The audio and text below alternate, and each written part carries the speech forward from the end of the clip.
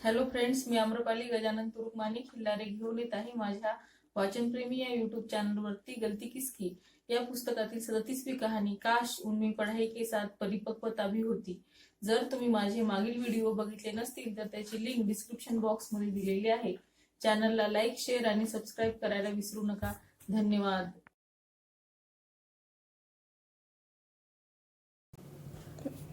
इस अंक में लेखिका को प्राप्त वे 2 चिट्ठियां हैं जिनमें इनकी लेखिकाओं की व्यथा का वर्णन है। दोनों ही चिट्ठियां 2 शिक्षित युवती द्वारा लिखी गई है। ये चिट्ठियां मुझे सोचने पर विवश करती है, वर्षों की शिक्षा ने इन स्त्रियों को क्या दिया?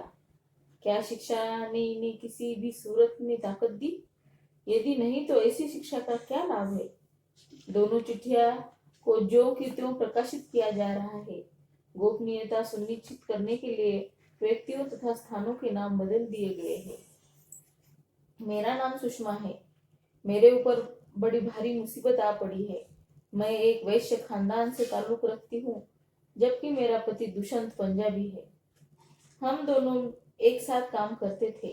मैंने एमबीए की डिग्री प्राप्त की है।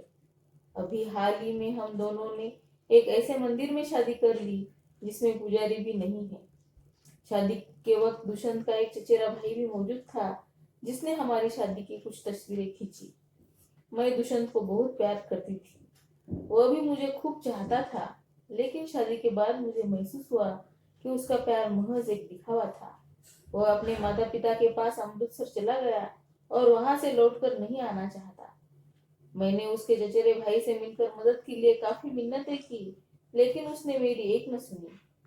सच्चाई यह है कि अब वो मुझे धमकाता है और दुष्यंत को भूल जाने की बात कहता है। आप ही बताए कि मैं उसे कैसे भूल सकती हूँ। दुष्यंत का चचेरा भाई कहता है कि दुष्यंत ने तुम्हारे साथ जिंदगी बिताने के उद्देश्य से शादी नहीं की थी। यही वजह है कि उसने शादी का कोई सबूत नहीं छोड़ा। दुष्यंत मेरे सर्टिफिकेट भी अपने साथ ले गया। मैंने उससे अमृतसर में मिलने की कोशिश की, लेकिन कामयाब नहीं हुई। आखिरी उम्मीद के तौर पर मैं उसके माता पिता से मिली, किंतु वहां भी मुझे मायूसी ही मिली। उन्होंने मेरी बात सुनने से इनकार कर दिया। मेरे पति का चचेरा भाई मुझे जुबान बंद रखने के लिए लगातार धमकी देता रहता है। मैंने दुष्यंत से मिलकर उसके आगे अपना दुखड़ा रोया। उसने मुझसे कहा कि अगर मैं उसके घर में रहना चाहती हूँ तो दहेज में काफी मोटी रकम लेकर आओ। उसने कहा कि उसका नाम निकल गया है, अब वो मुझे स्वीकार करे। मेरे पिता का देहांत हो चुका है और मेरा भाई भी नहीं है। आखिर मैं क्या करूं? उसने मेरी कमाई और आबरू दोनों ही लूट ली। उसने मुझे बहुत दुख दिया है। अब मैं चाहकर भी उसे भुला नहीं सकती। मुझे मालूम है कि मैंने गलती की है। पढ़ी लिखी होने के बावजूद मैं भावुक हूँ, इसलिए उसने मेरी भावनाओं के साथ खिलवाड़ किया है। अब मैं अपने पिता को दिखा देना चाहती हूँ कि मैं कोई कमजोर औरत नहीं हूँ। वह सोचता है कि कोई भी मेरी मदद नहीं करेगा और कुछ दिन धक्के खाकर मैं खामोश हो जाऊंगी। लड़की होने के बावजूद मैं कमजोर नहीं हूँ। मैं अपने अधिकार के लिए लड़ना चाहती हूँ। मैडम, कृपया आप मेरी सहायता कीजिए। मैं आपसे मिलना चाहती हूँ। ये पहली पहली चिट्ठी है जो किरण बेदी जी को उस स्त्री ने भेजी थी। और दूसरे पत्र का इस प्रकार है। दूसरा पत्र जो एक सुशिक्षित स्त्री ने भेजा है, वो लड़की क्या है ये सुनिए। मेरा नाम मीना और उम्र 22 साल है। मेरी माँ गुजर चुकी है और पिता बहुत शर्मीले इंसान है। वह किसी के आगे मुंह नहीं खोलते। मेरे 2 छोटे भाई और एक छोटी बहन है। हमारे दादा दादी कुछ दिन पहले हमारे साथ रहते थे, हमारी देखभाल करते थे। अब उनका भी आसरा नहीं रहा। मैं अपनी गलतियों की वजह से आजकल मुसीबत में हूँ, लेकिन इस मुसीबत के लिए मैं अकेली जिम्मेदार नहीं हूँ। मेरा पति प्रकाश भी बराबर का दोषी है। अपने छोटे से कस्बे के कॉलेज में हम दोनों साथ पढ़ते थे। हम दोनों ने एक दूसरे के इश्क के दीवाने थे। 4 साल पहले हमने बिना किसी को बताए शादी कर ली। हम दोनों अलग अलग जाति के हैं। प्रकाश ने कहा कि अगर गांव वालों को हमारी शादी का पता चलेगा तो मेरे परिवार वालों की बिरादरी में हुक्का पानी बंद कर दिया जाएगा और हम कहीं के न रहेंगे। उसने मुझे जो बातें बताई उन पर मुझे भरोसा कर लेना पड़ा। मैं गर्भवती हो गई। प्रकाश ने कहा कि चूंकि अभी वह पूरी तरह आत्मनिर्भर नहीं है और बच्चे की परवरिश का बोझ नहीं उठा पाएगा, अंततः मैं गर्भपात करा लूं। हाँ, अगले बच्चों को हम जरूर पैदा होने देंगे और उसकी अच्छी तरह से पालन पोषण करेंगे। उसकी बात पर यकीन करते हुए मैं गर्भपात के लिए राजी हो गई। कुछ दिनों पहले मुझे पता चला कि प्रकाश किसी अन्य लड़के के साथ सगाई हो गई है और कुछ दिनों के बाद उसकी शादी होने वाली है। मुझे यकीन नहीं हुआ। मैंने जब इस बाबत प्रकाश से पूछा तो उसने साफ इनकार कर दिया। बहरहाल लगातार खोजबीन के बाद मुझे यह पता चला कि उसकी सगाई सचमुच हो गई है। साहस करके मैं उसके माता पिता के पास गई और उनसे सारी दास्तान बताई।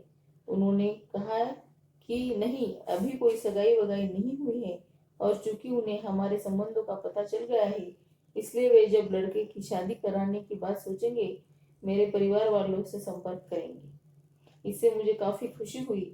हालांकि यह सब जानकर प्रकाश काफी तनाव में रहा, लेकिन बमुश्किल तमाम उसने मेरे साथ फिर से बोलचाल शुरू कर दी। एक दिन प्रकाश ने खुद ही कबूल कर लिया कि उसकी सगाई की बात सच्ची है। उसने कहा कि मैं अपने माता पिता का ऋणी हूँ, इसलिए उनसे ऋण होने के लिए मुझे अपनी पसंद की लड़की से शादी करनी पड़ रही है।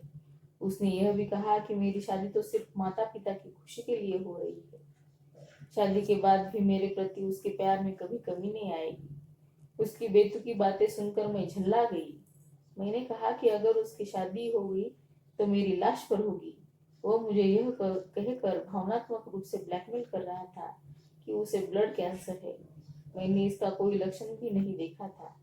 वह मुझे ऐसे बात कर रहा था जैसे महज एक दिन की शादी की इजाजत मांग रहा हो।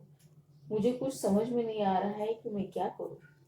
मैं अब नौकरी के सहारे अपनी जिंदगी बिताने की कोशिश कर रही हूँ। परिवार में कोई भी मेरा साथ नहीं दे रहा है।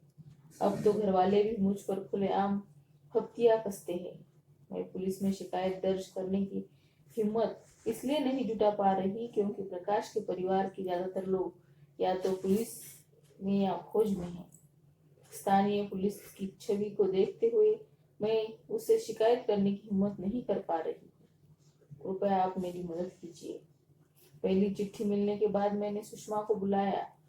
उसके गले में पड़ा मंगलसूत्र और मांग का सिंदूर उसके विवाहित होने का प्रमाण दे रहा था।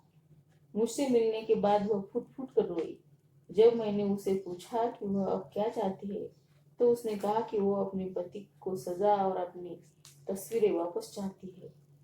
मैंने पूछा कि वह तस्वीरें का क्या करेगी, तो सुषमा का जवाब था, मैं विवाहित हूँ और प्रामाणिक रूप से विवाहित रहना चाहती हूँ। मैंने पूछा किसके साथ रहेगी, तो उसने जवाब दिया, उस आदमी के साथ जिसने मेरा शोषण किया है। मीना जब मेरे पास आई तो मैंने उसे सुझाव दिया कि अब वो आदमी पर ज्यादा भरोसा न करे, उसके संबंध का विच्छेद कर ले। मीना चाहती है कि उसकी दास्तान की जानकारी उसके पति की नई मंगेतर को हो जाए ताकि उसका जीवन बर्बाद होने से बच जाए। इसमें गलती किसकी है? इसमें गलती किसकी है? ऐसी शिक्षा जो व्यक्ति को आत्मविश्वास पैदा न कर सके वह अधूरी है। उसे महज पात्रता कहना चाहिए, शिक्षा नहीं। पुरुष भावनात्मक रूप से स्त्रियों के लिए ब्लैकमेल करते हैं और अपनी दैहिक जरूरतों के लिए उन्हें इस्तेमाल करते हैं। शिक्षित होने के बावजूद स्त्रियां समर्पण और सुरक्षा की खोज में रहती है। वे तो आजादी को महत्व नहीं देती। इसमें गलती किसकी है? इसमें गलती किसकी है?